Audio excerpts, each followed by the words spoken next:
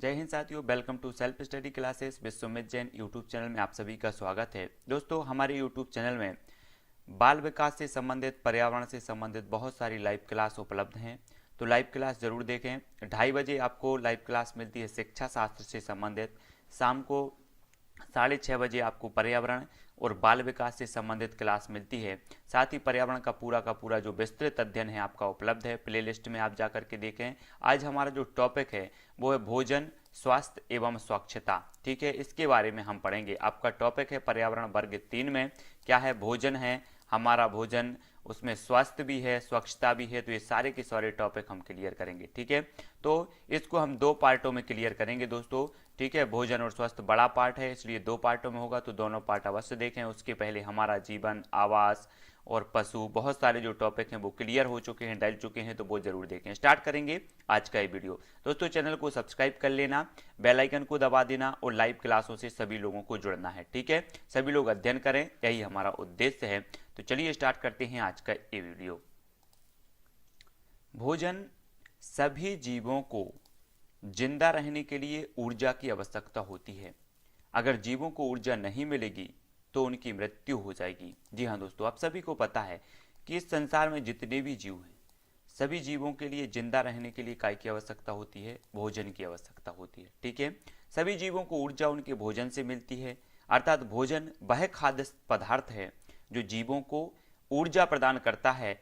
इस पृथ्वी पर पौधे ही भोजन का निर्माण करते हैं। सभी जीवों को प्रत्यक्ष या अप्रत्यक्ष रूप से भोजन पौधों से ही प्राप्त होता है।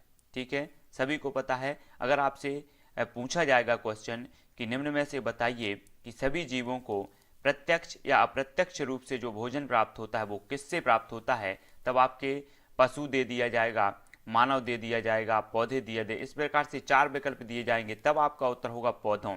है ना, प्रत्यक्ष या अप्रत्यक्ष रूप से पौधों से ही जो है भोजन प्राप्त होता है सभी को। ये चीज आपको याद रखनी है। भोजन के घटक जान लेते हैं, है ना। भोजन के घटक क्या हैं? हमारे भोजन में विभिन्न प्रकार के घटक पाए जाते हैं जिन्हें पोषक तत्व कहते हैं। ठीक है, अब आपसे पूछा जाएगा कि पोषक तत्व किन्हें कहते हैं, तो विभिन्न प्रकार के जो घटक पाए जाते हैं भोजन में उन्हें हम पोषक तत्व कहते हैं। हमारे भोजन में मुख्य पोषक तत्व है कार्बोहाइड्रेट, प्रोटीन, वसा, विटामिन तथा खनिज लवण। ठीक है, इन्हें क्या कहा जाता है? पोषक तत्व कहा जाता है ना। इसके अतिरिक्त हमारे शरीर में रूक्षांश तथा जल भी शामिल है जिनकी हमारे शरीर में आवश्यकता होती है। ये क्या कहलाते हैं? भोजन के घटक कहलाते हैं। आपसे पूछा जाएगा निम्न में से बताइए कौन सा भोजन का घटक नहीं है। 4 विकल्प इस प्रकार के दिए जाएंगे, एक अलग दे दिया जाएगा, तब आपको उत्तर बताना होता है। तो आपको पता होनी चाहिए कि भोजन के घटक कौन कौन से हैं। कार्बोहाइड्रेट है, प्रोटीन है, वसा है, विटामिन है, खनिज लवण है, ये सारे के सारे भोजन के घटक माने जाते हैं। ठीक है, कार्बोहाइड्रेट के बारे में जान लेते हैं दोस्तों। कार्बोहाइड्रेट कार्बन, हाइड्रोजन तथा ऑक्सीजन से बना एक कार्बनिक यौगिक है। हमारे भोजन में पाए जाने वाला मुख्य कार्बोहाइड्रेट जो है मंड तथा शर्करा के रूप में होते हैं। सभी मीठे पदार्थों जैसे मीठे फल, गन्ना तथा आलू, चावल एवं अन्य अनाजों आदि में कार्बोहाइड्रेट पाया जाता है। कार्बोहाइड्रेट विभिन्न रूपों जैसे ग्लूकोज, फ्रक्टोज, फलों की शर्करा, लैक्टोज, दूध की शर्करा, सुक्रोज, गन्नों की शर्करा, आलू, चावल, रोटी में कार्बोहाइड्रेट हमारे लिए सौर ऊर्जा के स्रोत हैं। ठीक है, हाँ, सभी प्रकार के कार्बोहाइड्रेट पाचन के उपरांत ग्लूकोज में परिवर्तित हो जाते हैं, जितने भी प्रकार के कार्बोहाइड्रेट होते हैं। इस प्रकार से हम देखें कि कार्बोहाइड्रेट देखो कहाँ से प्राप्त होता है। गेहूं, चावल, बाजरा, शकरकंदी, आलू, गन्ना, पपीता, तरबूज, आम, मक्का, इन सब से मिलाकर क्या होता है? भोजन बनता है। और विभिन्न प्रकार के जो पोषक तत्व हैं वो हमें प्राप्त होते हैं। और ये सभी जो हैं क्या हैं? कार्बोहाइड्रेट के स्रोत हैं या स्रोत हैं। ठीक है, शकरकंदी, आलू। आपसे पूछा जाएगा कि निम्न में से बताइए कौन सा कार्बोहाइड्रेट का स्रोत नहीं है, तब ये विकल्प आपको दिए जाएंगे, एक अलग दे दिया जाएगा। तो आपको पता होनी चाहिए शकरकंदी, आलू, गन्ना, पपीता, तरबूज, आम, मक्का, बाजरा, चावल, गेहूं, ये सभी क्या माने जाते हैं? कार्बोहाइड्रेट के स्रोत माने जाते हैं। ठीक है, सभी लोग वीडियो को लाइक जरूर करना है और अपने मित्रों तक, अपने व्हाट्सएप ग्रुपों में शेयर करना है। हमारा भी एक छोटा सा टेलीग्राम ग्रुप है, उसमें आप सभी लोग जुड़ जाएंगे, जहां पर मैं पीडीएफ आदि सभी सेंड करता रहता हूं। आपको टेलीग्राम ग्रुप से जुड़ने के लिए सर्च करना है दोस्तों टेलीग्राम ऐप में IAS स्टडी ट्रैक और ज्वाइन हो जाना है। ठीक है, प्रोटीन के बारे में बात करें तो प्रोटीन मुख्यतः शारीरिक वृद्धि में सहायक है। प्रोटीन युक्त भोजन को शरीर वर्धक भोजन कहते हैं। प्रोटीन के यौगिक मुख्यतः कार्बन, सी, हाइड्रोजन, ऑक्सीजन, नाइट्रोजन तत्वों से मिलकर बनते हैं। स्रोत के आधार पर जो है प्रोटीन दो प्रकार के होते हैं। कौन कौन से प्रकार के होते हैं देख लेते हैं। स्रोत के आधार पर प्रोटीन कितने प्रकार के होते हैं? दो प्रकार के होते हैं। तो देखो यहाँ पर दिया है, क्या दिया है? ये दिया है चना, मूंग, तुअर दाल, राजमा, मटर, सोयाबीन। ये सभी क्या होते हैं? प्रोटीन के क्या माने जाते हैं? स्रोत माने जाते हैं। अब दोस्तों यहाँ से आपका पूछा जाएगा, एक क्वेश्चन बनेगा कि सबसे ज़्यादा प्रोटीन किस में होता है, तब आपका उत्तर होगा सोयाबीन में। ठीक है, और आपको पता होगा कि मध्य प्रदेश को सोया स्टेट भी कहा जाता है। ठीक है, सोया स्टेट भी कहा जाता है, ये चीज़ भी आपको याद रख लेनी है। और सबसे ज़्यादा प्रोटीन भी काय में पाया जाता है? सोयाबीन में पाया जाता है, ये चीज़ भी आपको याद रख लेनी है। ठीक है, और भी देख लेते हैं। मांस, मछली, पनीर भी, ये सब क्या है? प्रोटीन के स्रोत माने जाते हैं। एक तरफ दाल, सोयाबीन विभिन्न प्रकार के देखे, और ये पनीर आदि ये सभी एक तरफ जे देखे, तो ये भी प्रोटीन के जो है कुछ स्रोत माने जाते हैं। तो जंतु प्रोटीन जैसे दूध, मांस, मछली, पनीर तथा अंडा, ये प्रोटीन के स्रोत माने जाते हैं। वनस्पति प्रोटीन जैसे दालें। तो प्रोटीन को दो भागों में बांटा गया, कौन कौन? जंतु प्रोटीन और एक वनस्पति प्रोटीन। ठीक है, तो इनमें ये सब आएंगे। वनस्पति प्रोटीन में दालें, सोयाबीन, फलियां, ये सभी आएंगे। तो ये चीज़ हमें याद होनी चाहिए कि प्रोटीन कितने प्रकार के होते हैं। सभी अधिक प्रोटीन 43% जो है सोयाबीन में पाई जाती है, सबसे अधिक, है ना। याद रख लेना है कि सबसे, अगर आपसे पूछा जाएगा निम्न में से बताइए कि सबसे ज़्यादा जो प्रोटीन पाया जाता है वो किस में पाया जाता है, तब आपका उत्तर होगा सोयाबीन में पाया जाता है। ठीक है, वसा की बात कर लेते हैं। वसा में भी कार्बन, हाइड्रोजन तथा ऑक्सीजन तत्व होते हैं। ठोस रूप में वसा को चर्बी तथा तरल रूप में तेल कहते हैं। वसा हमें जंतु तथा वनस्पति दोनों से प्राप्त होती है। जंतुओं से घी, मक्खन प्राप्त होता है, जबकि वनस्पतियों से सरसों, मूंगफली, तिल, अलसी, नारियल आदि के बीजों से तेल प्राप्त होता है। वसा से भी हमें ऊर्जा प्राप्त होती है। ठीक है, हाँ, यहाँ पर देखिए इस चित्र के में देखते हैं कि जो है ये जो स्रोत दिया है वो किस चीज़ का? वसा के कुछ स्रोत दिए हैं, पादप स्रोत और जंतु स्रोत। तो ये यहाँ पर दिए हैं, मछली, मांस, तिल, मूंगफली, गिरी, ये सभी क्या हैं? वसा के स्रोत माने जाते हैं, है ना। और नेक्स्ट देख लेते हैं विटामिन। जो है विटामिन की बात कर लेते हैं कि विटामिन भोजन में विटामिन की अल्प मात्रा ही पर्याप्त होती है, परंतु इनके ना लिए जाने पर शरीर रोगग्रस्त हो जाता है। विटामिन हमारी आंख, अस्थियों, दांत और मसूड़ों को स्वस्थ रखने में सहायता करते हैं। घुलनशीलता के आधार पर विटामिन दो प्रकार के होते हैं। अगर आपसे पूछा जाएगा कि घुलनशीलता के आधार पर विटामिन कितने प्रकार के होते हैं, तब आपका उत्तर होगा दो प्रकार के। कौन कौन से? जल में घुलनशील विटामिन, विटामिन बी तथा सी। वसा में घुलनशील विटामिन, विटामिन ए, डी, ए, ई के। ठीक है, अब यहां से एक क्वेश्चन और बनेगा दोस्तों, आपसे पूछा जाएगा निम्न में से बताइए कौन सा जल में घुलनशील विटामिन है। ये क्वेश्चन हमेशा पूछा जाता है, तब आपका उत्तर होना चाहिए बी और सी, ये जल में घुलनशील विटामिन है। और आपसे पूछा जाएगा कि वसा में घुलनशील विटामिन कौन से हैं, तो ए, डी और ई के, ये जो है वसा में घुलनशील विटामिन पाए जाते हैं। तो ये चीज सभी को याद होनी चाहिए, यहां से क्वेश्चन बनते ही हैं। अब आपको लग रहा होगा कि हमारा भोजन टॉपिक तो दे दिया, लेकिन इससे बहुत ही महत्वपूर्ण प्रश्न बनते हैं। खट्टे फलों जैसे संतरा, नींबू, आंवला आदि में विटामिन सी पाया जाता है। अब आपसे पूछा जाएगा कि निम्न में से बताइए कौन सा विटामिन सी का स्रोत नहीं है, और आपको संतरा, नींबू, आंवला और सेव दे दिया जाएगा। तब आपको नहीं है बताना होता तो सेव हो जाएगा। ठीक है, और संतरा, नींबू, आंवला, इनमें सब में विटामिन सी पाया जाता है, प्रचुर मात्रा में होती है। विटामिन सी बहुत से रोगों से लड़ने में हमारी मदद करता है। गाजर, मक्खन, पपीता, आम तथा पालक विटामिन ए के स्रोत हैं। कौन कौन से? गाजर, मक्खन, पपीता और आम, ये जो है और पालक विटामिन ए के अच्छे स्रोत माने जाते हैं। ठीक है, सबसे ज्यादा आम में पाया जाता है विटामिन ए। तो सभी लोगों को देखना है, ये समझना है कि कौन से फल में, कौन सी सब्जी में, कौन सी जो है भाजी में विटामिन पाए जाते हैं। तो आपको नोट्स करते जाना, अगर नोट्स कर रहे हैं तो गाजर, मक्खन, पपीता, आम और पालक में विटामिन ए के अच्छे स्रोत माने जाते हैं। विटामिन ए हमारी त्वचा तथा आंखों को स्वस्थ रखता है ना।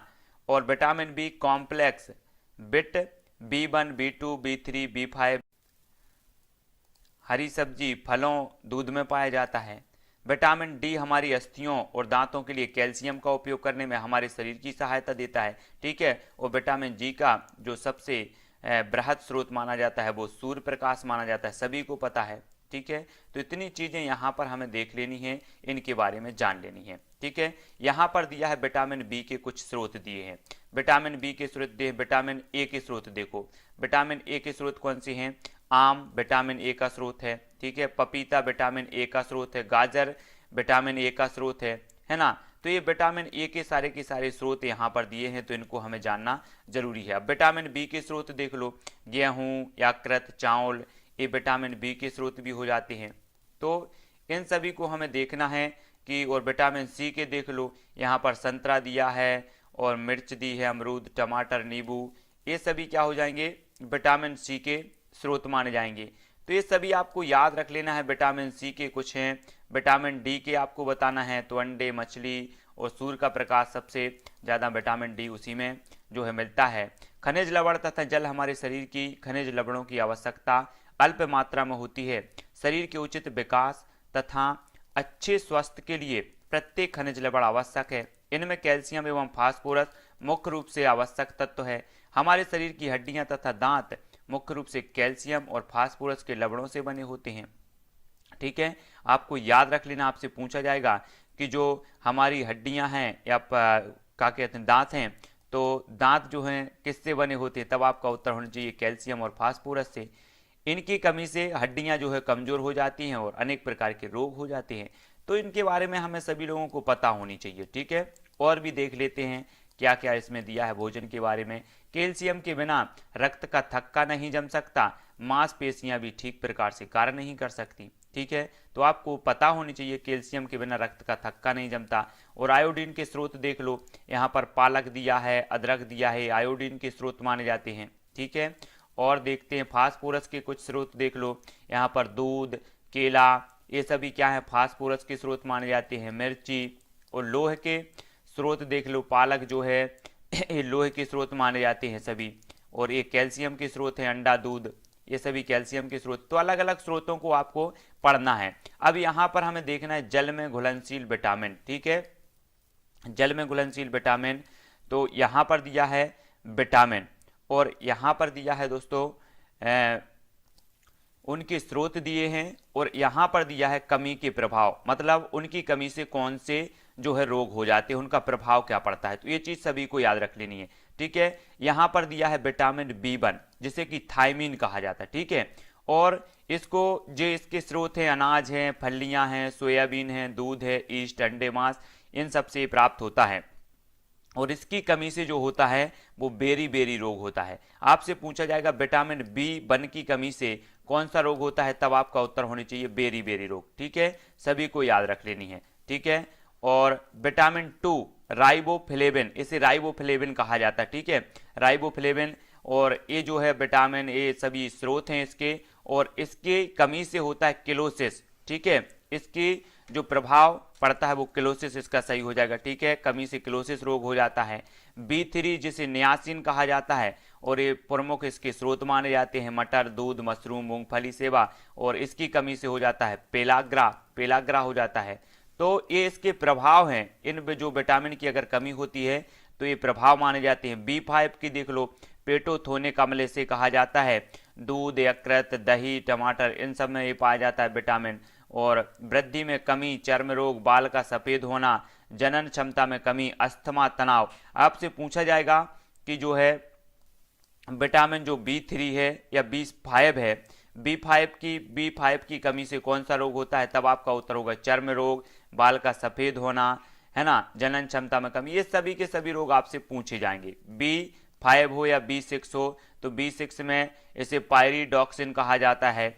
और ये सभी है रुधिर क्षीणता, एनीमिया, चर्म रोग, पेशी। आपसे पूछा जाएगा एनीमिया किस विटामिन की कमी से होता है, तब आपका होगा विटामिन 6 की कमी से, ठीक है। B12 जिससे का रासायनिक जो नाम है वो है साइनोकोबालमिन।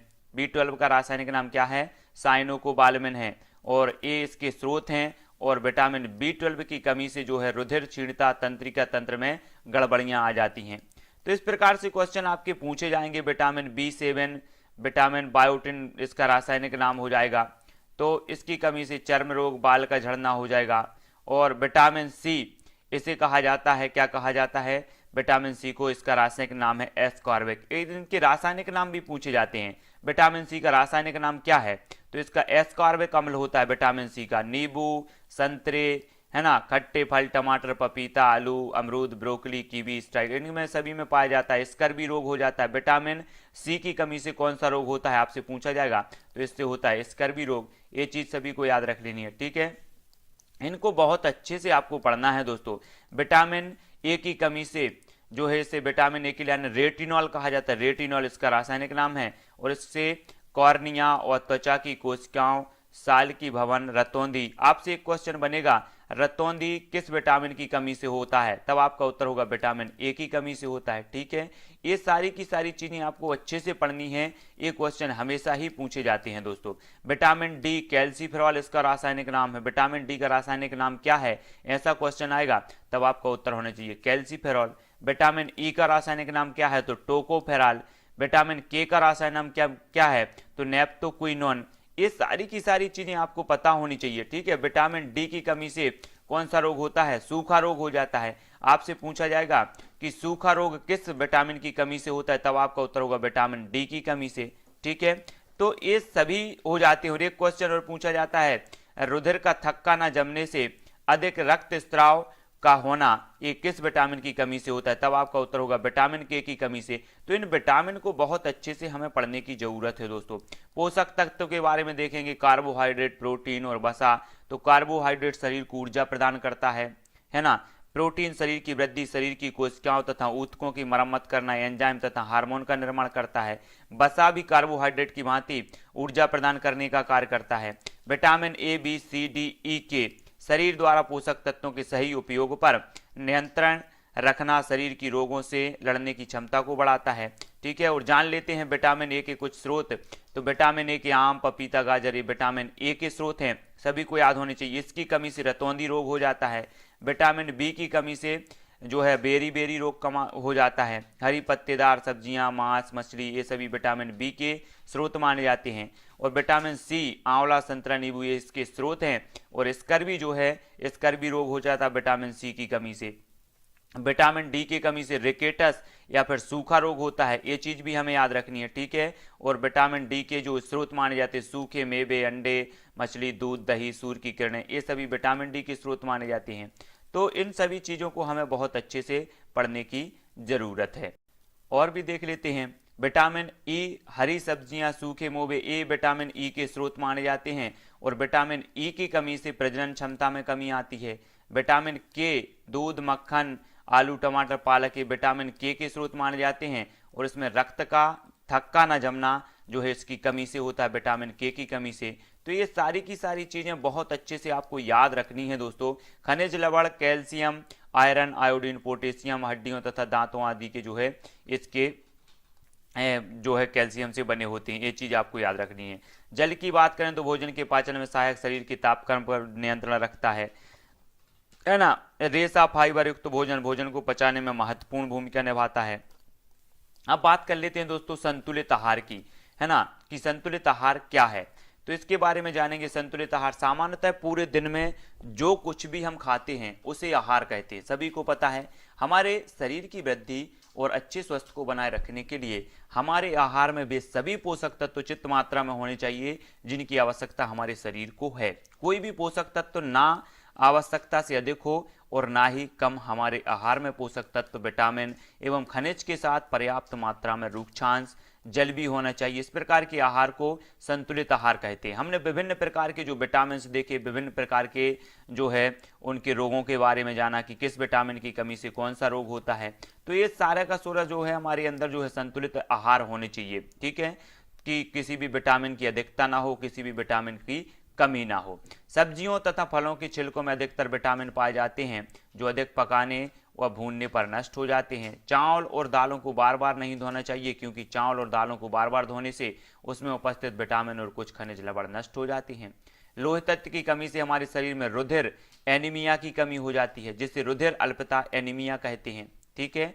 अब आपसे पूछा जाएगा कि एनीमिया किस लिए होता है, तो एनीमिया लोह तत्व की कमी से हो जाता है, ठीक है। और इसकी अत्यंत कमी होने पर आयरन की गोलियां लेने से पूरी हो जाती है। कैल्शियम तथा फास्फोरस की कमी से दोषपूर्ण दांत विकसित होते हैं। आयोडीन की कमी से घेंगा नामक रोग होता है। क्वेश्चन यहां से भी बनता है कि आयोडीन की कमी से कौन सा रोग हो जाता है, तो घेंगा रोग हो जाता है। फ्लोरीन खनिज का समावेश दंत बल्क का क्षरण रोकना है, ठीक है। कुपोषण एवं उनसे होने वाले रोगों के बारे में जान लेते हैं। आहार संतुलित होने के साथ साथ पर्याप्त भी होना चाहिए। अपर्याप्त भोजन अपर्याप्त पोषण का कारण बन जाता है। इससे उत्पन्न स्थिति को कुपोषण कहते हैं। बढ़ती जनसंख्या तथा गरीबी के कारण अधिकांश व्यक्ति कुपोषण के शिकार हैं। कार्बोहाइड्रेट तथा प्रोटीन की कमी के कारण होता है। कार्बोहाइड्रेट की कमी से शरीर क्षीण हो जाता है। प्रोटीन की कमी से उत्पन्न स्थिति में शारीरिक वृद्धि रुक जाती है। मांसपेशियां कमजोर और ढीली पड़ जाती हैं। शरीर के भार में कमी हो जाती है और मनुष्य की मृत्यु भी हो सकती है ना। मेरेस्मस तथा जो है क्वासर कोर कुपोषण जनित रोग हैं। तो ये सभी आपको याद रख लेनी है, कौन से जो है विटामिन से कौन सा रोग होता है। यहाँ पर हम देखते हैं किस प्रकार के जो है रोगों के बारे में बताया गया है। तो क्वासर योकर यह रोग मुख्यतः प्रोटीन की कमी से होता है। आपसे पूछा जाएगा कि क्वासर योकर जो रोग होता है किसकी कमी से होता है, तब आपका उत्तर होगा प्रोटीन की कमी से होता है, ठीक है। इस रोग में बच्चों की शारीरिक वृद्धि रुक जाती है, भूख कम लगती है, शरीर में सूजन आ जाती है, हाथ पैर दुर्लभ तथा पेट जो है बाहर की ओर निकल जाती है। तो इसे क्वासर योकर रोग कहा जाता है। भारत में 1% बच्चे इस रोग से पीड़ित हैं। इस रोग से बचने के लिए रोगी बच्चे को नियमित रूप से उसके दैनिक आहार में प्रोटीन युक्त भोजन दिया जाना चाहिए, है ना। मेरेस्मस यह प्रोटीन तथा कैलोरी दोनों की कमी से होता है और इस रोग में बच्चों की शारीरिक वृद्धि रुक जाती है। इस रोग से चेहरा दुर्बल, आंखें धसी हुई है ना दिखाई देती हैं। यह मुख्यतः 1 साल के बच्चों में होता है। तो इतनी चीजें यहाँ पर हमने देखी। अब हम जानेंगे भोजन का परिरक्षण, ठीक है। आप जानते हैं कि भोजन को अधिक दिन तक रखने पर खराब हो जाते हैं, अतः भोज्य पदार्थों को खराब होने से बचाने के लिए उसका परिरक्षण क्या है, बहुत आवश्यक है। पके भोजन आसानी से जल्दी खराब हो जाते हैं, अतः इनको ताजा ही खा लेना चाहिए। यदि किन्हीं कारणों से भोजन को रखना पड़ता है तो उन्हें खराब होने से बचाने की आवश्यकता होती है। पके भोजन को जीवाणु बड़ी जल्दी से खराब कर देते हैं, इसलिए इनको संरक्षित किया जाता है, ठीक है। आजकल फल सब्जियों को बचाने के लिए रेफ्रिजरेटर का प्रयोग किया जाता है। रेफ्रिजरेटर में तापमान कम होता है, इसलिए फल सब्जियां खराब नहीं होती क्योंकि कीटाणु निष्क्रिय हो जाते हैं। स्टरलाइजेशन एक विधि है जिसके द्वारा खाद्य पदार्थों को सूक्ष्म जीवों से मुक्त किया जाता है, ठीक है। आपको अगर पूछा जाएगा कि खाद्य पदार्थों को सूक्ष्म जीवों से मुक्त किया जाता है तो किसके माध्यम से किया जाता है, तो स्टरलाइजेशन विधि के माध्यम से, ठीक है। जान लेते हैं इसके बारे में। रेफ्रिजरेटर एक उपकरण है जिसके द्वारा पदार्थ सामान्य ताप से कम 5 अंश सेंटीग्रेड से 10 अंश सेंटीग्रेड उत्पन्न कर सूक्ष्म जीवों की उपापचयी क्रियाएं तथा वृद्धि को नियंत्रित किया जाता है। इसी फ्रिज का उपयोग फल सब्जियों तथा खाद्य एवं पेय पदार्थों को ठंडा करने के लिए भी किया जाता है, ठीक है। तो ये चीज यहाँ पर आपको समझ में आ गई। पाश्चुरीकरण देखते, पाश्चुरीकरण हमेशा पूछा जाता है, ठीक है। तो पाश्चुरीकरण, लुई पाश्चर ने दूध में किण्वन रोकने के लिए पाश्चुरीकरण विधि का पता लगाया था। अब आपसे पूछा जाएगा दोस्तों कि पाश्चुरीकरण विधि का पता किसने लगाया, तब आपका उत्तर होना चाहिए लुई पाश्चर ने। कब लगाया, 1866 में लगाया, है ना। किस लिए, दूध में किण्वन रोकने के लिए, है ना। इस विधि में दूध को 145 अंश फ़ारेनहाइट 62.8 अंश सी पर लगभग 30 मिनट तक गर्म करते हैं, या 161 अंश फ़ारेनहाइट 71.7 अंश सी पर लगभग 15 सेकंड तक गर्म करते। इस विधि से सभी हानिकारक या रोग कारक जीवाणु बीजाणु मर जाते हैं, ठीक है। तो ये किसने खोज की है पाश्चुरीकरण की, लुई पाश्चर ने की है। ये चीज आप सभी को याद रखें, यहाँ से क्वेश्चन आपका बनेगा। दूध को उबाल पर रखा जाता है ताकि जल्दी खराब ना हो। थैली वाला दूध पाश्चुरीकरण दूध होता है। 30 सेकंड के लिए उबाल कर और ठंडा करके थैलियों में पैक कर दिया जाता है जिससे वह जल्दी खराब ना हो। इस विधि को क्या कहा जाता है, पाश्चुरीकरण कहा जाता है। इस विधि में सभी हानिकारक या रोग कारक जीवाणु व बीजाणु मृत हो जाते हैं। अचार में नमक, सोडियम क्लोराइड NaCl जो मिलाकर रखने में नमक संरक्षक का कार्य करता है। इसके द्वारा उत्पन्न माध्यम में एंजाइम निष्क्रिय हो जाते हैं जो सामान्य तापक्रम में भोजन विखंडित कर देते हैं, है ना। जैम, जेली व शरबत जिन बर्तनों में सुरक्षित रखे जाते हैं उनको जीवाणु रहित किया जाता है। इसके लिए बर्तनों को निश्चित समय के लिए पानी में खौलाया जाता है। इसके अतिरिक्त इन सामग्रियों में सोडियम मेटाबाई सल्फाइड तथा सोडियम बेंजोइक की निश्चित मात्रा मिलाई जाती है, जो परिरक्षक का कार्य करती है। यहाँ पर आपको बताया जा रहा है कि जो है भोजन का परिरक्षण कैसे करें, कौन कौन से भोजन का परिरक्षण किस प्रकार से किया जाता है। ठीक है, सांस चटनी में एसिटिक अम्ल परिरक्षक का कार्य करता है। आपने देखा होगा श्वास जो आता है तो चटनी में एसिटिक अम्ल जो है परिरक्षक का कार्य करता है। खराब भोजन एवं दूषित जल से होने वाले रोग, यहाँ पर हम जान लेते हैं खराब भोजन एवं दूषित जल से होने वाले रोग कौन से। भोजन जीवाणुओं तथा कवकों के द्वारा खराब हो जाता है ना।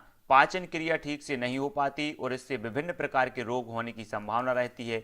जीवाणु हमारे भोजन के साथ शरीर में प्रविष्ट होकर तरह तरह के रोग उत्पन्न कर देते हैं। ऐसा भोजन खाने से कभी कभी मृत्यु भी हो जाती है। इन जीवाणुओं द्वारा उत्पन्न रोग मुख्यतः हैजा, टीबी, निमोनिया, टाइफाइड, डिप्थीरिया, है ना, आंत्रशोथ, सूजाक, पीलिया रोग, कुकर खांसी, कोड़ और टिटनेस आदि, ये सभी कैसे होते हैं, जीवाणुओं से होते हैं। ये चीज़ भी आपको याद रख लेनी है। और जो है दूषित भोजन या दूषित जल से होने वाले ये रोग हो जाते हैं। ठीक है, आपसे पूछा जाएगा कि निम्न में से बताइए कौन सा दूषित जल से होने वाला रोग है या दूषित भोजन से, खराब भोजन से होने वाला रोग है। इस प्रकार से आपके क्वेश्चन बन जाते हैं। कवक द्वारा हमारे भोजन, मुरब्बे, अचार, रोटी, फल तथा अनाज खराब हो जाते हैं। राइजोपस, म्यूकर, एस्परजिलस तथा पेंसिलियम आदि कवक हमारे भोजन को खराब करते हैं और शरीर में प्रवेश करके कई रोग उत्पन्न करते हैं। कवक द्वारा उत्पन्न रोग मुख्यतः है दाद। ठीक है, खराब भोजन के अलावा दूषित जल का प्रयोग भी भिन्न भिन्न प्रकार के रोग उत्पन्न करता है। हैजा, टाइफाइड तथा पीलिया दूषित जल से होने वाले रोग होते हैं। ठीक है, ये चीज सभी को पता होनी चाहिए। आपसे पूछा जाएगा अगर कि दूषित जल से होने वाले रोग कौन कौन से हैं, तब आपको पता होनी चाहिए कि हैजा, टाइफाइड, पीलिया ये दूषित जल से जो है होने वाले रोग हैं। कुछ रोग परजीवी जनित होते हैं, जैसे मलेरिया, जूड़ी बुखार, फाइलेरिया तथा पेचिस आदि रोग, ये परजीवी जो है जनित होते हैं। मलेरिया के बारे में जान लेते हैं। मलेरिया रोगाणु प्लाज्मोडियम नामक प्रोटोजोया है। इस रोगाणु को मच्छर, मादा एनोफिलीज एक मनुष्य से दूसरे मनुष्य तक रक्त चूसते समय पहुंचते हैं। पेचिस एंट अमीबा हिस्टोलिटिका नामक प्रोटोजोया से होता है। इसकी वाहक जो घरेलू मक्खी है। मलेरिया के उपचार के लिए सिनकोना की छाल का प्रयोग किया जाता है। अब आपसे पूछा जाएगा कि मलेरिया के उपचार के लिए किसकी छाल का उपयोग किया जाता है, तब आपका उत्तर होगा सिनकोना की। ठीक है, तो ये सारी की सारी चीजें आपको याद रखनी है। संक्रामक रोग ऐसे रोग जीवों में एक दूसरे के संपर्क में आने पर फैलते हैं। ये रोग हानिकारक सूक्ष्म जीवों जैसे जीवाणु, विषाणु, प्रोटोजोआ, कवक आदि से फैलते हैं। जीवाणु जनित रोग देख लेते हैं, है ना। टिटनेस, सिफिलिस, हैजा, डिप्थीरिया, काली खांसी, प्लेग, निमोनिया, कालरा, गोनोरिया, क्षय रोग, टाइफाइड, कोड़, ये जीवाणु जनित रोग माने जाते हैं। विषाणु जनित देख लो, रेबीज या हाइड्रोफोबिया, चेचक, छोटी माता, खसरा, पोलियो, हेपेटाइटिस, एड्स, इबोला, है ना, एसेम्फलाइटिस, चिकनगुनिया, डेंगू, रूबेला और गलसुआ। अब यहाँ से दोस्तों आपके क्वेश्चन ऐसे बनते हैं, निम्न में से बताइए कौन सा विषाणु जनित रोग है, निम्न में से बताइए कौन सा जीवाणु जनित रोग नहीं है। तो ये सारे के सारे जो रोग हैं विषाणु जनित और जीवाणु जनित, ये आपको पता होनी चाहिए, तब आपके ऐसे जो प्रश्न हैं वो हल हो सकेंगे। तो ये चीज आपको याद रखनी है। ठीक है, प्रोटोजोआ जनित रोग, मलेरिया, पेचिस, पायरिया, कालाजार, ये जो है प्रोटोजोआ जनित रोग माने जाते हैं। निद्रा रोग, क्रेमीजन्य जनित रोग, फाइलेरिया, है ना, टिनिएसिस, एस्केरिसिस आदि, ये जो है कृमि जन्य रोग माने जाते हैं। एड्स के बारे में जान लेते हैं। यह रोग जो है एचआईवी के कारण होता है ना। इस रोग में रोगी की रोग प्रतिरोधक क्षमता धीरे धीरे कम होती जाती है, जिसका कारण यह है कि ये वायरस रोगी की प्रतिरक्षा प्रणाली के लिए जिम्मेदार है। टी लिम्फोसाइट श्वेत रक्त कणिकाओं को नष्ट करते हैं। इस रोग का प्रसार लैंगिक संभोग, है ना, संक्रमित व्यक्ति के रक्त का अन्य व्यक्ति को चढ़ाना और प्लेसेंटा के संपर्क से हो सकता है। इस रोग में लसिका पूर्व में सूजन, स्मृति का लोप, रात्रि में पसीना आना आदि प्रमुख लक्षण माने जाते हैं। ठीक है, तो एचआईवी मतलब ह्यूमन जो है इम्यूनोडिफिशियंसी वायरस। ठीक है, तो ये सभी को पता होनी चाहिए एचआईवी के बारे में। एचआईवी के जांच के लिए जो है एलिसा टेस्ट किया जाता है। अब यहाँ से आपका पूछा जाएगा कि एचआईवी की जांच के लिए कौन सा टेस्ट किया जाता है, तब आपका उत्तर होना चाहिए एलिसा टेस्ट किया जाता है। ठीक है, हाँ, मलेरिया के बारे में जान लेते हैं। मलेरिया इस रोग के कारण जो है प्लाज्मोडियम नामक प्रोटोजोआ है, जिसका वाहक मादा एनोफिलीज मच्छर होती है। यह जानकारी सर्वप्रथम सर रोनाल्ड रॉस ने दी थी। ठीक है, अगर आपसे पूछा जाता है मलेरिया के बारे में कि जो मलेरिया है ये प्लाज्मोडियम नामक प्रोटोजोआ है, जिसका वाहक होता है मादा एनोफिलीज मच्छर, और ये जानकारी सबसे पहले किसने दी, तब आपका उत्तर होनी चाहिए सर रोनाल्ड रॉस ने। ठीक है, जिन्हें इस कार्य हेतु 1902 में चिकित्सा का नोबेल पुरस्कार भी मिला है। Most important. ठीक है, आपसे पूछा जाएगा सर रोनाल्ड रॉस को जो है चिकित्सा में नोबेल पुरस्कार कब मिला, तब आपको उत्तर होने चाहिए 1902 में। ये प्रोटोजोआ मानव शरीर में लीवर तथा प्लीहा को संक्रमित करते हैं। इस रोग में लाल रुधिर कोशिकाएं तेजी से नष्ट होने लगती हैं और संक्रमित व्यक्ति में मलेरिया के स्पष्ट लक्षण दिखाई देने लगते हैं। तो आप सभी को पता होनी चाहिए इतने क्वेश्चन। डेंगू के बारे में जान लेते हैं। डेंगू नामक वायरस से फैलने वाली बीमारी है, जिसकी वाहक मादा एडिज एजिप्टी मच्छर होती है। इस रोग में रोगी के शरीर में प्लेटलेट्स की कमी हो जाती है, जिसके कारण आंतरिक जो है रक्त स्त्राव होने लगता है। और भी जान लेते हैं पीत ज्वर। पीत ज्वर के बारे में, यह भी एक वायरस जनित बीमारी है, जिसका वाहक एडिज एजिप्टी मच्छर होता है। चिकनगुनिया, यह चिकनगुनिया वायरस से फैलने वाली बीमारी है, इसका वाहक होता है एडिज एजिप्टी मच्छर। जोड़ों में तीव्र दर्द, त्वचा पर लाल चमक जो है चकते, इसके प्रमुख लक्षण माने जाते हैं चिकनगुनिया के। अब देख लेते कवक से होने वाले रोग। तो जो दमा है और गंजापन है, ये कवक से होने वाले रोग हैं और रोग का कारक नाम है एस्परजिलियस और जो है टीनिया कैपिटिस, ये होते हैं इनके। तो कवक से होने वाले रोग दमा और गंजापन माने जाती है, ये चीज आपको याद रखनी है। ठीक है, यह एक विषाणु जनित रोग है। इस रोग का उद्गम सर्वप्रथम जापान में जापानी इंसेफेलाइटिस, यह जो है एक क्या माना जाता है विषाणु जनित रोग है। इस रोग का उद्गम सर्वप्रथम जापान में हुआ, इसी कारण इसे जापानी इंसेफेलाइटिस कहा जाता है। तो यह रोग जो है क्यूलेक्स प्रजाति के मच्छरों द्वारा होता है। यह रोग सुअरों के माध्यम से भी फैलता है। धान के खेत क्यूलेक्स मच्छर के पनपने के लिए उपयुक्त स्थान होते हैं। यह रोग दक्षिण पूर्व एशिया के कई स्थानों पर फैलता है। ठीक है, जापानी मस्तिष्क ज्वर एवं एक्यूट इंसेफेलाइटिस सिंड्रोम बीमारी की रसायन लीची में भी पाए जाते हैं।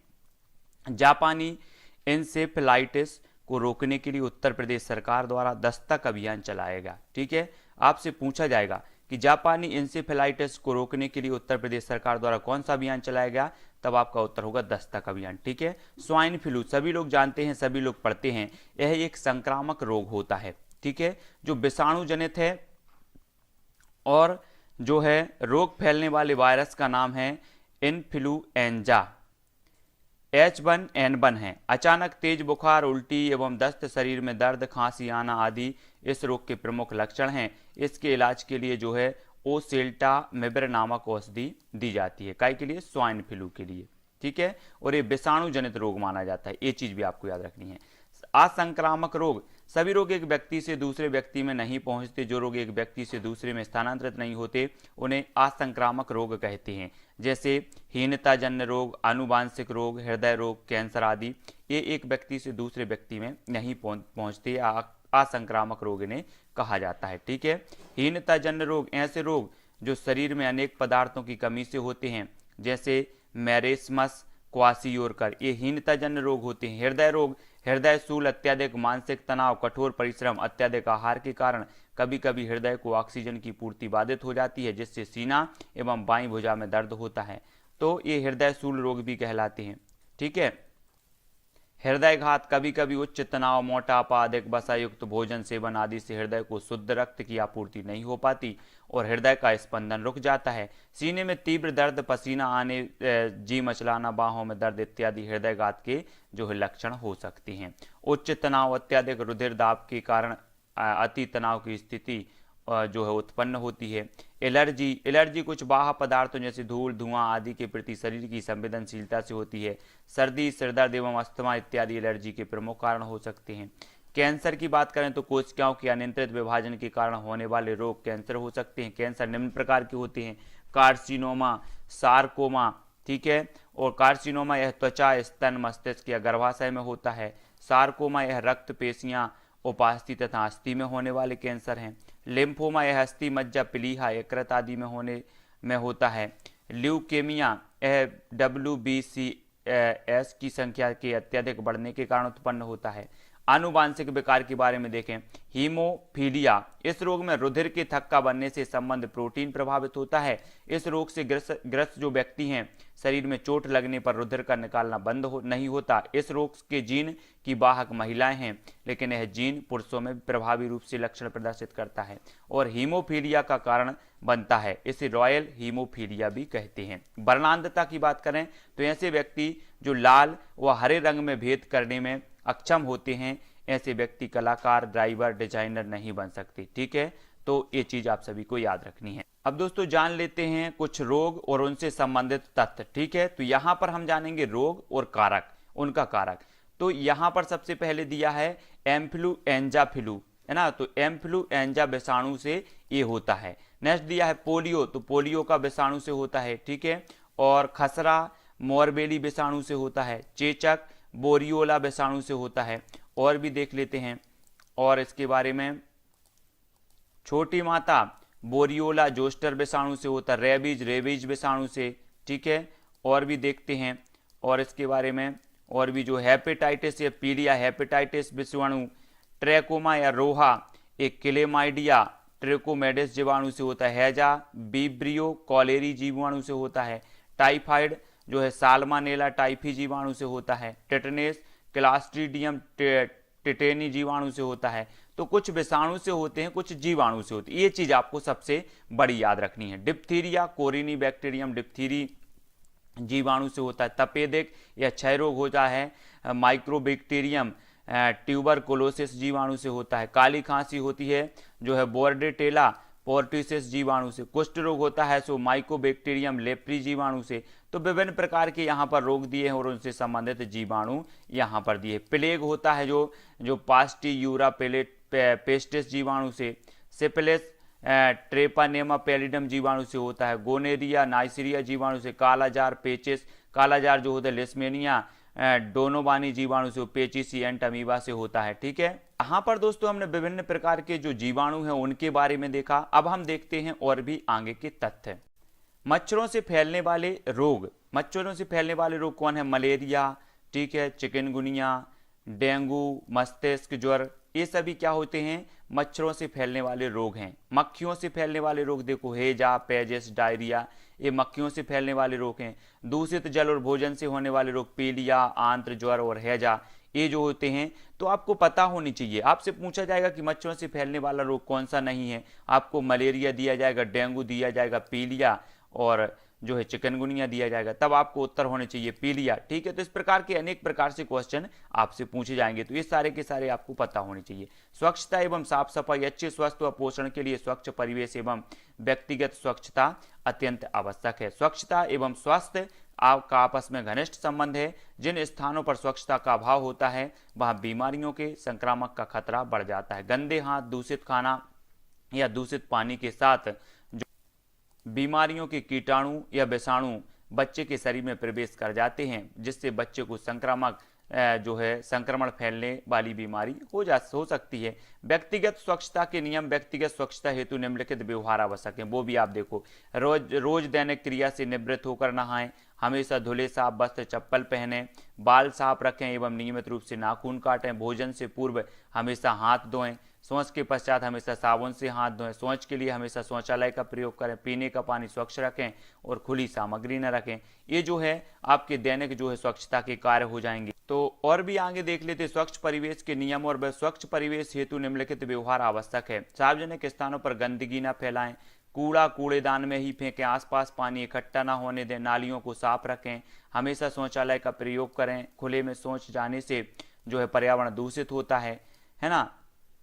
तो इस प्रकार के बहुत सारे ऐसे, बच्चे का मल शौचालय में ही फेंकें या डालें, खुले में पड़ा रहने पर जल, मिट्टी, हाथ और मक्खियों द्वारा संक्रमण फैल जाएगा। तो इसलिए जो है यहाँ पर दिया है और यहाँ स्वच्छता का एक बहुत ही सुंदर सा चित्र दिया है कि सुरक्षित पेयजल की स्रोत जैसे इंडिया मार्क का हैंडपंप या पाइपलाइन वाली टोटी या नल से निकलने वाले पानी को ही पीने के इस्तेमाल करें। पीने के पानी के स्रोत के पास ही जगह को साफ रखें और पानी इकट्ठा ना होने दें। शौचालय को पीने के पानी के किसी भी स्रोत से कम 9 मीटर की दूरी पर बनवाएं। घर पर पीने के पानी का सुरक्षित रखरखाव करें। स्वास्थ्य एवं स्वच्छता शरीर जीवन के लिए उत्तम स्वस्थ तथा स्वच्छ वातावरण होना आवश्यक है। आजकल हमारे आसपास का वातावरण, हमारा जो है भोजन तथा खान पान बहुत दूषित हो चुका है। साथ ही हमारी दिनचर्या भी जो है अस्त व्यस्त हो चुकी है। इसका सीधा प्रभाव हमारे स्वास्थ्य पर पड़ रहा है। इस कारण हमारा शरीर विभिन्न प्रकार के रोगों का घर बनता जा रहा है। निरोध रहने के लिए हमें जो है अपने वातावरण को स्वच्छ रखना अत्यंत आवश्यक है। वर्तमान में दूषित जल, दूषित भोज्य पदार्थ तथा खेती में रसायनों का, कीटनाशकों का अंधाधुंध प्रयोग हमारे वातावरण को विषाक्त बना रहे हैं। समय रहते इसे रोकना अत्यंत आवश्यक है। इसके लिए हम सभी को मिलजुल कर प्रयास करना होगा। अपने वातावरण को स्वच्छ रखने की जिम्मेदारी देश के प्रत्येक नागरिक की होता है। स्वच्छता के प्रति अपने दायित्वों को पूरा करके हम न सिर्फ स्वयं स्वस्थ रह सकते हैं, अपितु एक स्वस्थ देश के निर्माण में अहम भूमिका भी निभा सकते हैं। आइए हम सब इस पाठ के माध्यम से स्वच्छ भारत के निर्माण अपने कर्तव्यों को समझें और जन जन तक फैलाएं। स्वच्छता के दो रूप हैं, एक तो ये होता है व्यक्तिगत स्वच्छता और दूसरा होता है सार्वजनिक एवं सामाजिक स्वच्छता। ठीक है, तो आपको पता होनी चाहिए, आपसे जो है आपको पता होगा वर्तमान में स्वच्छता अभियान चल रहा है और स्वच्छता अभियान के बारे में आपको पता होनी चाहिए कि स्वच्छता के कितने रूप हैं। दो रूप हैं, एक तो व्यक्तिगत स्वच्छता और दूसरा सार्वजनिक या सामाजिक स्वच्छता। ठीक है, व्यक्तिगत स्वच्छता के बारे में जानते हैं। सबसे पहले स्वस्थ रहने के लिए हमें अपने शरीर की साफ सफाई करनी आवश्यक है, जो व्यक्तिगत स्वच्छता कहलाती है। इसके अंतर्गत दैनिक किए जाने वाले क्रियाकलापों जैसे प्रतिदिन स्नान करना, भोजन से पहले एवं भोजन के करने के बाद हाथ धोना, स्वच्छ कपड़े पहनना एवं नियमित रूप से दांत, बाल एवं नाखून की सफाई करना आवश्यक है। नीचे व्यक्तिगत स्वच्छता के अंतर्गत किए जाने वाले क्रियाकलापों की रेखा चित्र एवं चित्रों के माध्यम से दर्शाया गया है। ठीक है, अब देख लेते हैं और भी कि यहाँ पर देखो क्या दिया गया है। यहाँ पर व्यक्तिगत स्वच्छता में नियमित शौच जाना और शौच के बाद साबुन से, ये सभी प्रकार की जो है नियमित स्वच्छता है उसके बारे में बताया। छींकते समय या खांसते समय मुंह पर रूमाल का प्रयोग करना, प्रतिदिन दांत व चेहरा व जीभ सफाई करना, प्रतिदिन स्नान करना, नियमित रूप से बाल व नाखून काटना, तो ये सारे के सारे जो हैं व्यक्तिगत स्वच्छता के जो है कदम माने जाते हैं या चरण माने जाते हैं। सार्वजनिक या सामाजिक स्वच्छता स्वस्थ जीवन के लिए व्यक्तिगत स्वच्छता की जो है आवश्यक है। सामाजिक स्वच्छता से तात्पर्य आस पड़ोस की स्वच्छता से, दूसरे शब्दों में आसपास के वातावरण की पूर्ण सफाई की सामाजिक व सार्वजनिक स्वच्छता है। इसके अंतर्गत गलियों, सड़कों की सफाई, नदियों, तालाबों, जलाशयों की साफ सफाई, सार्वजनिक स्थल जैसे अस्पताल, रेलवे स्टेशन, विद्यालय, पार्क की स्वच्छता आवश्यक है। ये क्या हो जाएगी, सार्वजनिक स्वच्छता के अंतर्गत आएगी। सामाजिक स्वच्छता के प्रति जागरूकता के अभाव में लोग इधर उधर कूड़ा कचरा फेंकते हैं तथा खुले में शौच करते हैं। इस कारण वातावरण में अनेक प्रकार के रोगाणु उत्पन्न हो जाते हैं। इस फेंके गए कूड़े कचरे पर मच्छर मक्खियां बहुतायत से पनपते हैं। यही मच्छर मक्खियां अपने साथ जीवाणु एवं विषाणुओं को भी एक स्थान से दूसरे स्थान तक ले जाते हैं। जब ये खुले रखे खाद्य पदार्थों एवं पेय पदार्थों पर बैठते हैं तो उनके द्वारा लाए गए जीवाणु, विषाणु उन खाद्य पदार्थों, पेय पदार्थों में चले जाते हैं, जिससे खाने पीने से टाइफाइड, हैजा, डायरिया, पेट दर्द आदि रोग हो जाते हैं। इसलिए हमें खुले में रखे हुए खाद्य पदार्थों को नहीं खाना चाहिए। यह हमारा दायित्व है कि हम अपने परिवेश को साफ सुथरा रखें। यदि कोई व्यक्ति वातावरण को दूषित करता है तो उसे जागरूक करना भी हमारा परम कर्तव्य है। अक्सर हम दैनिक उपयोग से निकली और अनुपयोगी वस्तुओं को इधर उधर फेंक देते हैं। इधर उधर फेंकी वस्तुएं ही धीरे धीरे कचरे का रूप ले लेती हैं। घरों का कचरा, विद्यालयों में होने वाला कचरा, उद्योगों का कचरा अक्सर सड़कों के किनारे जो है बड़े बड़े पहाड़ के समान इकट्ठा रहता है। साग सब्जियों और फलों का कचरा, जीवों का मल मूत्र आदि सब गलकर सड़ते रहते हैं। इन्हें गीला कचरा कहते हैं। साग सब्जियों के छिलके, सड़ी गली सब्जियां, खराब फल, फलों के छिलके, फलों का रस निकालने के बाद जो है शेष गूदा आदि गीले कचरे के उदाहरण हैं। पॉलीथीन, प्लास्टिक की बनी वस्तुएं, रबड़ की बनी वस्तुएं, टायर, टूटे खिलौने, बिस्किट, नमकीन आदि खाद्य सामग्रियों के फाइबर के डिब्बे, पैकेट आदि जो है आसानी से नष्ट होते हैं। इन्हें सूखा कचरा कहते हैं। गीला एवं सूखा कचरा एक ही कूड़ादान में डालने से उसमें जो है बदबू एवं कीड़े पैदा हो जाते हैं, परिवेश की जो है वायु को प्रदूषित करते हैं। अगर गीले एवं सूखे कचरे को अलग अलग स्थान पर ना दिया जाए तो गीले कचरे से खाद बनाई जा सकती है, जबकि सूखे कचरे को पुनः चक्रण कर वस्तुएं बनाई जा सकती हैं। क्लीन सिटी ग्रीन सिटी योजना के अंतर्गत नगर पालिका ने लोगों को गीला एवं सूखा कचरा अलग अलग कूड़ेदान में इकट्ठा करने का सुझाव दिया है। साथ ही इस बात पर भी जोर दिया है कि प्रत्येक नागरिक गीले कचरे, मोस्ट इंपॉर्टेंट फैक्ट, ठीक है। चूंकि स्वच्छता अभियान यहाँ पर चल रहा है तो आपको पता होनी चाहिए कि जो है नागरिक गीले कचरे को हरे रंग के कूड़ेदान में ही डालें, ठीक है। आपसे पूछा जाएगा कि स्वच्छता अभियान के तहत, है ना, या क्लीन सिटी ग्रीन सिटी योजना के तहत गीले कचरे को किस रंग के कूड़ेदान में डालना चाहिए, ठीक है, पूछा जा सकता है। तब आपका पता जो उत्तर होगा हरे रंग के कूड़ेदान में, और सूखे कचरे को नीले रंग के कूड़ेदान में, ठीक है। मोस्ट इंपॉर्टेंट है, आपको पता होने चाहिए सूखे कचरे को नीले और हरे रंग को जो है गीले कचरे को हरे रंग के कूड़ेदान में, ठीक है, सभी को पता होनी चाहिए। अगला देख लेते हैं। अगला जो फैक्ट है, कचरों का उपयोग घर तथा विद्यालयों निकले कूड़े या कचरे का उपयोग हम कंपोस्ट पिट बनाकर कर सकते हैं। कंपोस्ट पिट, किसी मैदान में एक गड्ढा खोदें, इस गड्ढे में सबसे नीचे कुछ महीन कंकड़ बिछा दें, इसके बाद विद्यालय व घर से निकला कचरा उसमें डालकर ढक दें। इसे नम रखने के लिए सप्ताह में 1 या 2 दिन गड्ढे में पानी डालें। इस तरह 3 से 4 महीने में कचरे से खाद बनकर तैयार हो जाएगी। इसका प्रयोग विद्यालय में बगीचों में किया जा सकता है। स्वच्छता एवं सफाई का महत्व अच्छे स्वास्थ्य के लिए पोषण के साथ साथ स्वच्छता भी समान रूप से आवश्यक है। स्वच्छता भी आपका टॉपिक, स्वच्छता के बारे में भी क्वेश्चन बनेंगे, ठीक है। जिस प्रकार के अभाव में हम स्वस्थ नहीं रह सकते, उसी प्रकार स्वच्छता के अभाव में भी हमारा शरीर स्वस्थ नहीं रह सकता। दूषित जल एवं गंदे वातावरण में अनेकों हानिकारक जीव जंतु जैसे मक्खी, मच्छर, खटमल जैसे चूहे या सूक्ष्म जीव जो है जीवाणु, विषाणु इत्यादि पनपते हैं। तो सभी को जो हमारे जीवन में मलेरिया, फाइलेरिया, पीलिया, हैजा, डायरिया, दस्त, प्लेग जैसी बीमारियां फैलाते हैं। शरीर को अच्छी तरह से साफ न करने से शरीर पर अनेक कीटाणु पनप सकते हैं एवं हमारे शरीर में उन कीटाणुओं से संक्रमण हो सकता है। गंदे हाथों से भोजन करने पर कीटाणु शरीर के अंदर प्रवेश जो है करके हमें बीमार कर देते हैं। इन बीमारियों के कारण हमारा स्वास्थ्य प्रभावित होता है। स्वस्थ रहने के लिए हमें व्यक्तिगत स्वच्छता और अपने आसपास के वातावरण को भी स्वच्छ रखना आवश्यक है, ठीक है। शौचालय का प्रयोग एवं महत्व, शौच के लिए सदैव शौचालय का प्रयोग करना चाहिए। विद्यालय में छात्र छात्राओं के लिए अलग अलग शौचालय की व्यवस्था होनी चाहिए, ठीक है। हाँ, शौच के लिए साफ मग, बाल्टी व स्वच्छ पानी का प्रयोग होना चाहिए। शौच क्रिया के लिए जो है पहले एवं बाद में शौचालय सीट को पानी से आवश्यक रूप से जो है साफ करना चाहिए। शौचालय में नंगे पैर नहीं जाना चाहिए। शौच क्रिया के बाद हाथ पैर को साबुन से अच्छी तरह से धोना चाहिए। शौचालय की स्वच्छता हेतु ध्यान देने योग्य बातें, कुछ बातें महत्वपूर्ण हैं जो शौचालय की स्वच्छता हेतु जो है आपको ध्यान देने योग्य हैं। शौचालय से निकलने वाले अपशिष्ट पदार्थों के निस्तारण के लिए सोकपिट की व्यवस्था होनी चाहिए और शौचालय की प्रत्येक सप्ताह में उत्तम कीटनाशक पदार्थों द्वारा सफाई होनी चाहिए।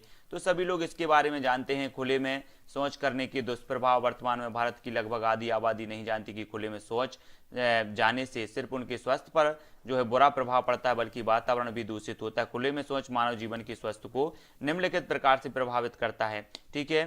तो मनुष्य को कृमि संबंधी रोग हो सकते हैं, खासतौर पर बच्चों के स्वास्थ्य पर ज्यादा प्रभाव पड़ता है। जल स्रोतों में संक्रमण होता है जिसके कारण इसका पानी पीने में योग्य नहीं रह जाता, ठीक है। तो विभिन्न प्रकार के जो है यहाँ पर बीमारियों के कारण बन जाते हैं। और भी देख लेते हैं।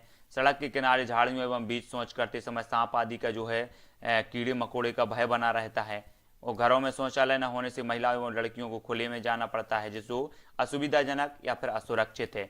बीमारी एवं संक्रमण फैलाने वाले रोगाणुओं से बचने का सबसे आसान, सस्ता और प्रभावी तरीका साबुन से हाथ धोना है। इसलिए बच्चों में यह आदत विकसित करने के उद्देश्य से 15 अक्टूबर को विश्व हाथ धुलाई दिवस जो है के रूप में मनाया जाता है। तब आपको याद रख लेना है दोस्तों, आपसे पूछा जाएगा कि विश्व हाथ धुलाई दिवस कब मनाया जाता है, तो 15 अक्टूबर को ये मनाया जाता है। आपको याद रख लेना, पूछा जाएगा, ठीक है। स्वच्छ भारत के लिए किए जा रहे जागरूकता अभियान। उत्तर प्रदेश सरकार ने प्रधानमंत्री सरकारी योजना के अंतर्गत उत्तर प्रदेश शौचालय निर्माण योजना की शुरुआत की है और भी विभिन्न प्रकार की जो है यहाँ पर योजनाएं शुरू की गई हैं। और भी देख लेते हैं। स्वच्छ भारत अभियान, सभी को पता है स्वच्छ भारत अभियान भारत सरकार द्वारा आरंभ किया गया राष्ट्रीय स्तर का अभियान है, जिसका उद्देश्य गलियों, सड़कों तथा आसपास के क्षेत्रों को साफ सुथरा करना और कूड़ा साफ करना। इस अभियान की शुरुआत हुई थी गांधी जी के 150वें जन्मदिन 2 अक्टूबर 2014 को प्रधानमंत्री श्री नरेंद्र मोदी के द्वारा की गई। तो सभी को याद रख लेना है जो स्वच्छ भारत मिशन है, स्वच्छ भारत योजना है, ये कब शुरू किया गया, तो 2 अक्टूबर 2014 को, ठीक है। याद रख लेना सभी को। इस अभियान का नारा है, ना गंदी करेंगे ना करने देंगे, ठीक है। स्वच्छ भारत अभियान। अब यहां से आपका कई प्रश्न बनेंगे स्वच्छ भारत अभियान से। ठीक है, स्वच्छ भारत अभियान कब प्रारंभ किया गया? 2 अक्टूबर 2014 को प्रारंभ किया गया, है ना। स्वच्छ भारत अभियान का नारा क्या है? ना गंदी करेंगे ना करने देंगे। ठीक है, ये इसका क्या है? स्वच्छ भारत अभियान का नारा है। ये चीज भी आपको याद रखनी है। पहले 300% में जो है शौच मुक्त राज्य है तो सिक्किम, हिमाचल प्रदेश और केरल, ये जो पहले 3 हैं जो शौच मुक्त हैं, 100% शौच मुक्त खुले में शौच मुक्त राज्य माने जाते हैं। स्वच्छ भारत अभियान के ब्रांड एम्बेसडर अमिताभ बच्चन है, ये चीज भी याद रखनी। तो यहां से कई प्रकार के क्वेश्चन बनेंगे दोस्तों। आपसे पूछा जाएगा स्वच्छ भारत अभियान के ब्रांड एम्बेसडर कौन है, तो आपका उत्तर होगा अमिताभ बच्चन, है ना। और सबसे पहले जो खुले में शौच मुक्त 3 राज्य कौन कौन से हैं? सिक्किम, हिमाचल प्रदेश और केरल हैं। और जो है स्वच्छता अभियान का जो नारा है हमारा वो क्या है? ना गंदी करेंगे ना करने देंगे। ठीक है, इस प्रकार के कई क्वेश्चन आपके बनेंगे, है ना। और जो है 2019 में हाल ही में जो है इंदौर फिर से सबसे स्वच्छ शहर बना है, तो ये चीज भी सभी को याद रख लेना है। दरवाजा बंद अभियान, दरवाजा बंद अभियान जो है 30 मई 2017 को केंद्र सरकार द्वारा शुरू की गई, जिसका मूल उद्देश्य ऐसे लोगों के व्यवहार में परिवर्तन लाना जो घरों में शौचालय होने के बावजूद उसका प्रयोग नहीं करते। इसके ब्रांड एम्बेसडर अमिताभ बच्चन तथा अनुष्का शर्मा को बनाया गया। इसका नाम है दरवाजा बंद अभियान। ठीक है, और इसका प्रारंभ किया गया 30 मई 2017 को। और विश्व शौचालय दिवस, विश्व शौचालय दिवस प्रत्येक वर्ष मनाया जाता है 19 नवंबर को। ये चीज भी आपको याद होनी चाहिए।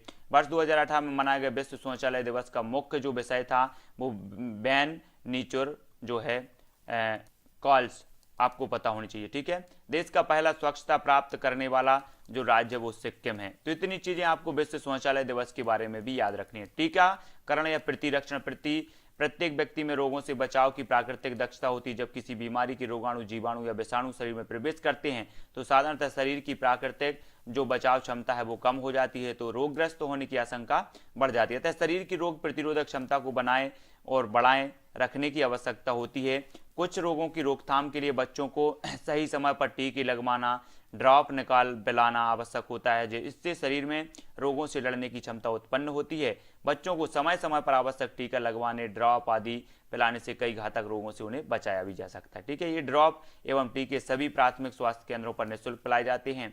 और जो है जैसे पोलियो ड्रॉप, चेचक आदि, ये सभी जो है ड्रॉप पिलाए जाते हैं।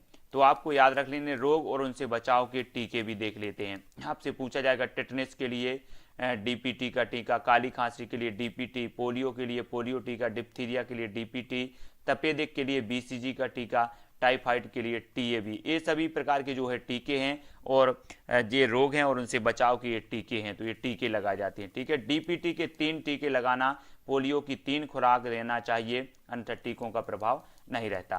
पल्स पोलियो कार्यक्रम, इसके बारे में भी जान लेते हैं, इसके बारे में भी क्वेश्चन आ सकते हैं, है ना। पोलियो को पूर्ण रूप से खत्म करने के लिए भारत सरकार ने पल्स पोलियो कार्यक्रम की शुरुआत 1995 से 96 में की थी। उल्लेखनीय है कि ये कार्यक्रम अब भी संचालित है और इसके अंतर्गत 0 से 5 वर्ष की आयु बच्चों की पोलियो को दवा पिलाई जाती है। आपको पता होनी चाहिए, क्वेश्चन पूछा जाएगा पल्स पोलियो कार्यक्रम की शुरुआत कब हुई, तो आपका उत्तर होगा 1995-96 में। ठीक है, याद रख लेना। इसके सफल क्रियान्वयन के लिए प्रतिवर्ष सरकार द्वारा निर्धारित तिथियों को सरकारी अस्पतालों में शिविर लगाए जाते हैं। परिवार कल्याण विभाग द्वारा आकाशवाणी तथा दूरदर्शन के माध्यम से भी आने वाली भयंकर बीमारी से बचा जा सकता है। ठीक है, तो आपको याद रख लेना। और वर्तमान में जो पोलियो के ब्रांड एम्बेसडर हैं पल्स पोलियो के, वो कौन है? अमिताभ बच्चन है। ठीक है, तो सभी को याद रख लेना है।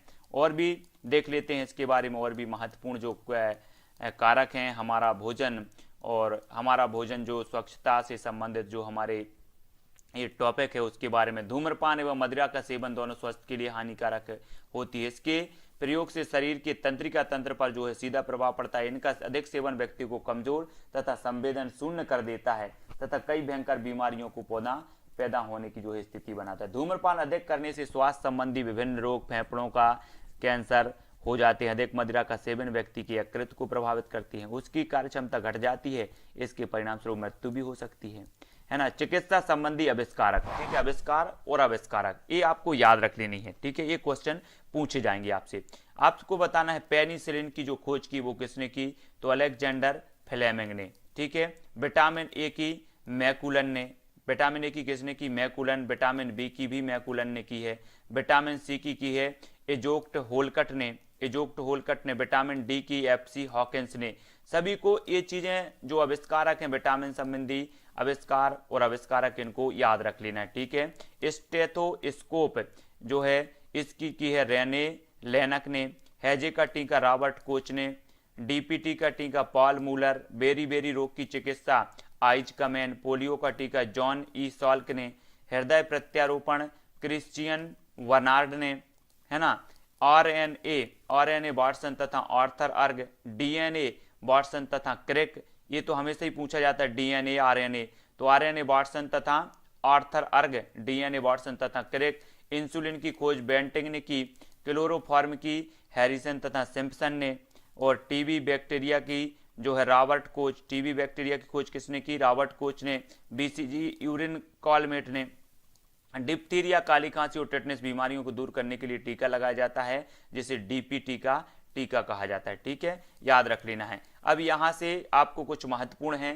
राष्ट्रीय एड्स नियंत्रण कार्यक्रम, इसकी शुरुआत हुई 1992 में। प्रजनन एवं बाल स्वास्थ्य कार्यक्रम, इसकी शुरुआत हुई 1997-98 में। पल्स पोलियो कार्यक्रम 1995-96। जननी सुरक्षा कार्यक्रम 2003-04। तो आपके यहाँ कई प्रकार के क्वेश्चन बनेंगे दोस्तों, भोजन और स्वास्थ्य से संबंधित, स्वच्छता से संबंधित, ये जो हमारा टॉपिक है इससे संबंधित आपसे पूछा जाएगा। राष्ट्रीय जो एड्स नियंत्रण कार्यक्रम, इसकी शुरुआत कब हुई? तो उत्तर होना चाहिए 1992। प्रजनन एवं बाल स्वास्थ्य कार्यक्रम की कब हुई? तो 1997-98। पल्स पोलियो की कब हुई? 1995-96। जननी सुरक्षा योजना की कब हुई? तो 2003 में। ये क्वेश्चन हमेशा बनेंगे, आप सभी को याद रख लेना है। जल कैलोरी फ्री आहार होता है, इसलिए एक गिलास पानी पीने से मिलने वाली कैलोरी की मात्रा शून्य होती है। रक्त में पोटेशियम, कैल्शियम, सोडियम तथा लोहे का समुचित अनुपात हृदय की गति तथा अन्य चिकनी मांसपेशियों को उत्तेजित करने एवं उनमें संकुचन की क्रिया संपन्न करने के लिए आवश्यक होती है, ठीक है। प्रोटीन अमोनियो अम्ल से निर्मित होते हैं। अमीनो अम्ल मानव शरीर में संग्रहित नहीं रहते। जंतु एवं वनस्पति स्रोतों में लोहे का सर्वाधिक अंश हरी पत्तेदार सब्जियों में मिलता है। पपीते में मुख्य रूप से विटामिन C पाया जाता है, जिसकी मात्रा पाए जाने वाले vitamin A, B1, B2, folic acid जो है पेंटोथेनिक अम्ल आदि से कहीं अधिक होती है। जीवित पदार्थ में सर्वाधिक मात्रा में जल अकार्बनिक पाया जाता है, परंतु कार्बनिक पदार्थों में सर्वाधिक मात्रा में प्रोटीन पाया जाता है। तो दोस्तों यहाँ पर जो हमारा टॉपिक है वो यहाँ पर खत्म होता है। इसके जो महत्वपूर्ण प्रश्न हैं वो हमको अलग से आपको वीडियो में करवाएंगे, ठीक है। ये महत्वपूर्ण जो टॉपिक है